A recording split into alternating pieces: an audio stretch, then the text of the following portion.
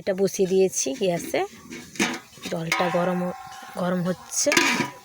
চালটা ধুয়ে নেব জল দিয়ে। এবার জলটা গরম হয়ে গেছে, চালটা ঢেলে দেব। এবার আমি চালটা ঢেলে দেব।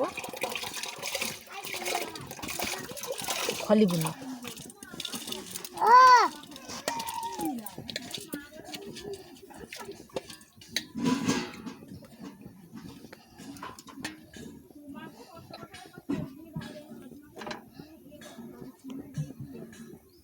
চালটা আমি ঢেলে দিয়েছি।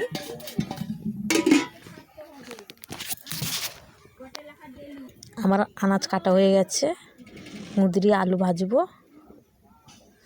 এবার আমি কড়াটা বসিয়ে